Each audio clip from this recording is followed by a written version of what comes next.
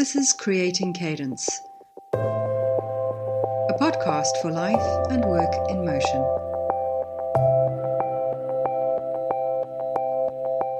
I'm your host, Mich Bondesio, a writer, coach, consultant, and the founder of Growth Sessions, which is a coaching platform for activating potential in people and business. I'm recording this podcast in my home during lockdown, so you may hear background noises from the street and my neighbours.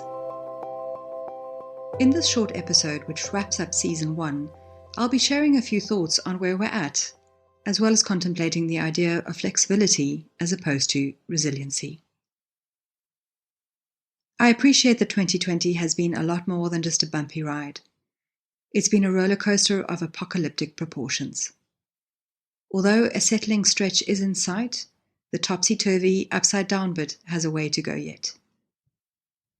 We've all been affected negatively in some way or another, but we've also been given the opportunity to reflect on what's important regarding our values, health, relationships, work, commitments, and so forth. It's been a chance to pause long enough to become more aware of what's working and what's not, from our personal lives all the way to our political systems. There's an increasing awareness that we, humankind, are both the problem and the solution in a myriad of situations playing out across the world and its biosphere. The lessons we've been learning over the past 9 months of the pandemic are enabling us to start making better decisions too. But even though we might reach that potential endpoint at some unknown point that might be next week or next spring or who knows when, the real point is that the learning and the life journey we're on never actually end. There's no final destination on this pilgrimage. It's more a case that the terrain just changes on our path. So there will always be challenges of some kind in our life, and sometimes the journey is a rocky, slippery, incredibly tough uphill slog. At times like this, we may feel overwhelmed, hopeless, or lost. At other times, the path can be gently undulating, offering glimpses of beautiful sea views or mountain waterfalls. Things which bring us joy, hope, or a sense of connectedness and belonging. Either way, our journey influences the cadence of our days, and we need to build cadence into our ways of being to ensure that we can keep going, even when the path is not clear, even when the fog rolls in and we're cold and hungry.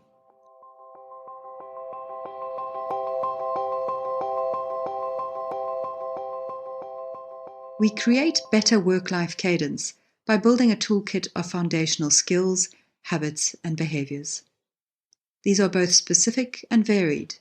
They are different things that we can draw on to support us depending on the type of day or situation or experience that we find ourselves in. So, for example, you may have the skills of yoga and meditation in your toolkit, which you may use to stem your anxiety or help you focus or manage your stress. Some days, however, both of those might not work. Building a varied toolkit is essential so that you have other resources you can also use and leverage. For example, changing your environment with a walk outdoors might be just the ticket instead of yoga or meditation, especially if you're tired of being in a confined space. Even though it can feel like Groundhog Day at the moment, what we're learning to accept is that everything, both the good and the bad, is actually temporary. So no matter how shit it might feel today, please know that tomorrow it will feel different. Whether it feels a little bit less shit, or whether it feels just okay, or maybe it feels hopeful, or maybe it feels even better. The point is we have the power to help it go differently by drawing on different elements in our toolkit to support us. So if anything, this year has helped us to become more resilient. But that term or notion of resiliency has become slightly overused, and the meaning has become different things for different people. That's why I prefer to consider this process we're going through as a learning experience to become more adaptable and flexible. It was brought to my attention that the same idea was recently shared in a Guardian article by Emine Saner, in which she looks at the impact of chronic stress from our current situation and how resilience has become the quality that we all crave. For the article, Emine interviewed a gentleman by the name of Mich Bondesio, I think that's how you pronounce it, He's a professor of clinical psychology at Columbia University. George is writing a book called The End of Trauma, where he highlights the importance of flexibility versus resilience. I'll share a link to the article in the show notes, but to paraphrase, George Bondesio thinks that teaching people how to be flexible instead of resilient is the way to go. This involves teaching them how to actively deal with stresses so that they can take advantage of whatever resources, traits, and strengths they already have to hand. Being flexible means that we can learn how to use our tools in a way that fits each particular situation we find ourselves in. So developing the skills of flexibility means that you can figure out what the best thing is to do right here in this moment with this particular problem. And what you need to do tomorrow might be different, so it's also learning to be okay with that too. Give some thought to what tools and skills you've developed and honed over lockdown, and how they really help you to deal with the situations you find yourself in. They may be obvious, such as learning to bake bread, but they also might not be so obvious. For example, with learning to bake bread, it could be the repetitive act of kneading the dough, which helps to soothe your central nervous system when you feel anxious, which is the real skill. Or it could be that the new language you're learning or the drawing skill you're developing is also helping you to think more creatively when it comes to your work. Or it could be appreciating how the skill of getting outdoors more regularly clears the cobwebs from your body and your brain, but it also supports your critical thinking and problem-solving abilities in other areas of your life. From managing relationships and organizational conflicts to handling yet another tier restriction, meaning that your school and your work routines are being reshuffled again, there are skills, assets, and resources that we have in our toolkit that can help us to deal with these changeable things. Remember that even though these tools may be commonplace, they're also particular to you. So sometimes those assets in your toolkit may even include a bar of chocolate, a smile, or a laugh. If you're struggling at the moment, think about what you already have in your pockets to help you get through today, and then tomorrow.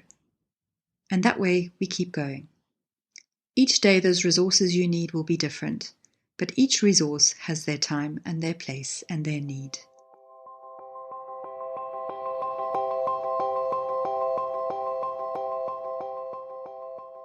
In coming episodes, I'll be experimenting with the format of this podcast slightly. I'd like to introduce a Q&A element. So I want to know what's niggling you about your productivity and digital wellness.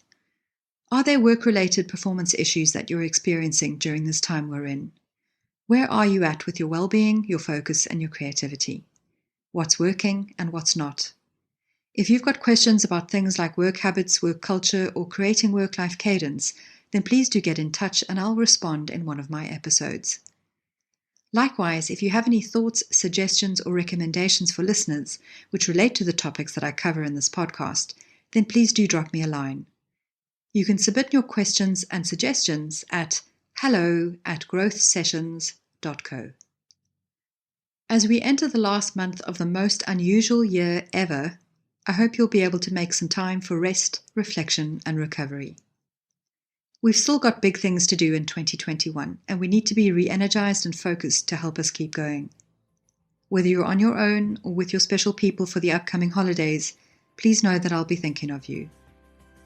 This is the last episode for 2020, but I'll be back in the new year with more thoughts, tips, and suggestions on ways that you can create more momentum, work with more purpose, and live with more intention. Take care out there, my lovely listeners, and thanks again for your support. Until next time, bye for now.